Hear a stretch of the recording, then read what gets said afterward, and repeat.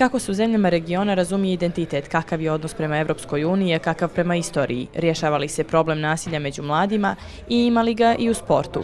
Teme su kojima će se baviti nova sezona prvog regionalnog informativnog programa. Ako pogledate na što nam liče televizijske emisije ovakvog tipa u regionu, pod jedan vidjet ćete da su zatvorene, da se svaka bavi samo svojom sredinom, pod dva, kada ih uporedite sa onim što ćete imati prilike da vidite u okruženju, mislim da će vam biti savršeno jasno zašto, ne samo zašto smo se mi upustili u takav jedan projekat, već zašto je ovakav jedan projekat zaista važan za region. A u projekat se, pored Centra za demokratizaciju i pomirenje u jugoistočnoj Evropi, upustio i Evropski fond za Balkan uz podršku Ministarstva inostranih poslova Njemačke. Odlučili smo da podržimo ovaj projekat jer je to prilika da se ljudi sretnu, da razgovaraju, da se spore ukoliko treba, ali iznad svega da se razumiju i da se približe jedni drugima.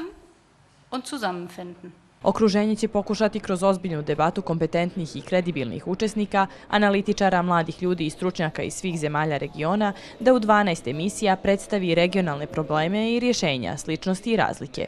Učesnici projekta kažu da ne treba da čudi zašto organizacije civilnog društva rade ono što bi trebalo da rade mediji. Zato što civilno društvo možda ima upravo taj senzibilitet sa jedne strane, a ispostavilo se da ima i dovoljno moći i iskustva da uđe u ovakav projekat i da izdejstvuje ono što možda nekima se čini nemoguće, da se ovakva emisija emituje u svim državama regiona praktično. Novina u ovoj sezoni okruženja je i to što će emisije otvarati i zatvarati regionalno poznati pisci i kolumnisti. Vojislav Žanetić iz Srbije, Feđa Isović iz Bosne i Hercegovine i Balša Brković iz Crne Gore.